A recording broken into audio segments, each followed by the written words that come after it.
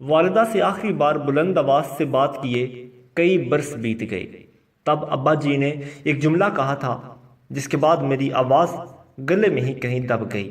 کہنے لگے، بیٹا، اگر اتنا پڑھ لکھ کر بھی یہ نہ سیکھ پائے کہ بزرگوں سے بات کیسے کرنی ہے تو کل سے کالج نہ جانا۔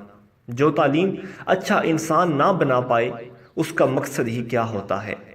کمائی تو سنیارے کی دکان کے باہر گندی نالی سے کیچڑ چھاننے والا ایک ان پڑھ بھی کئی پڑھے لکھوں سے زیادہ کر لیتا ہے۔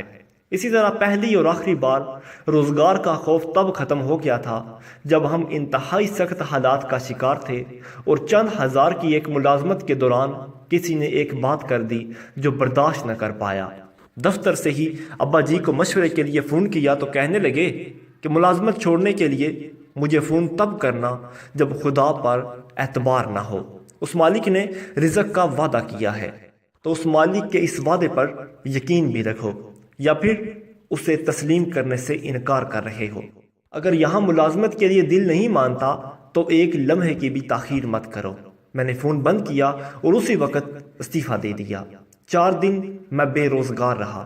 ان 4 دنوں میں جتنا فکر مند رہا ابا جی اتنے ہی مطمئن نظر آئے، اور 5ویں دن مجھے ایک ایسے ادارے سے فون کال آ گئی جہاں میں نے 1 سال پہلے ایک دوست کے کہنے پر مذاق میں CV بھیجی تھی، اور مجھے اب یاد تک نہ تھا تنخواہ پیکج پہلی ملازمت سے 3 گنا زیادہ تھا۔ اس کے بعد یہی ہوتا آیا ہے، جب بھی خدا کے بھروسے کسی ملازمت سے استعفیٰ دیا اللہ نے پہلے سے بڑھ کر نوازا۔ رب کی مہربانیوں کی طویل داستانیں ہیں جن کا عینی شاہد میں خود ہوں۔ ایک بار صورتحال یہ تھی کہ جب ابا جی اپنا گھر تعمیر کر رہے تھے تو ٹائلوں کے لیے لگ بھگ 1.5 لاکھ کم پڑے۔ ہم سب قدرے پریشان تھے تو ایک دن ابا جی کہنے لگے، بیٹا، میں ساری عمر حرام سے بچا ہوں اور تم سب کو بچایا ہے۔ مجھ سمیت میرے خاندان کے کسی فرد نے کسی کا حق نہیں کھایا، تو یہ کیسے ممکن ہے کہ مجھے ضرورت ہو اور رب عطا نہ کرے؟ تب عجیب سا لگا، نہ کوئی وسیلہ، نہ کہیں سے کوئی امید۔ ابا جی کی ملازمت کے آخری ماہ تھے۔ اچانک خبر ملی کہ ابا جی کو پنجاب کا بیسٹ آفیسر قرار دیا گیا۔ وزیر اعلیٰ کی جانب سے ایوارڈ کے ساتھ ساتھ کیش انعام بھی ملا۔ اس انعام کے باوجود ابھی بھی 50,000 کم تھے۔ ابا جی کہنے لگے کہ میں مقابلے کی دوڑ میں شامل نہیں ہوا، صرف اپنا فرض ادا کرتا رہا ہوں۔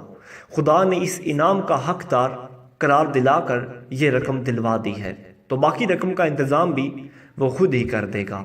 میں اس کے علاوہ کسی کے آگے ہاتھ نہیں پھیلاؤں گا۔ اسی ہفتے اگلی خبر یہ ملی کہ محکمے کی جانب سے بھی بہترین آفیسر قرار دیتے ہوئے کیش انعام دیا جا رہا ہے۔ ہمیں جتنی رقم کی ضرورت تھی اس سے زیادہ رقم عزت کے ساتھ آ گئی تھی۔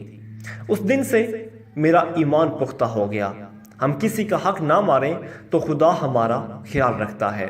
ابا جی کی زندگی ایسے ہی معجزوں سے بھری ہوئی ہے۔ ان بظاہر عام سی باتوں سے میں نے بہت کچھ سیکھا ہے، سو اب مجھے ڈر نہیں لگتا، نہ کسی سے ہارنے کا اور نہ ہی رزق کی کمی کا۔ میں گھر میں سب سے زیادہ نکما ہوں۔ جب سب تہجد کے لیے اٹھتے ہیں تب سوتا ہوں، لیکن رب مجھے بھی میری سوچ سے زیادہ نوازتا ہے۔ یہ اس کا کرم نہیں تو اور کیا ہے؟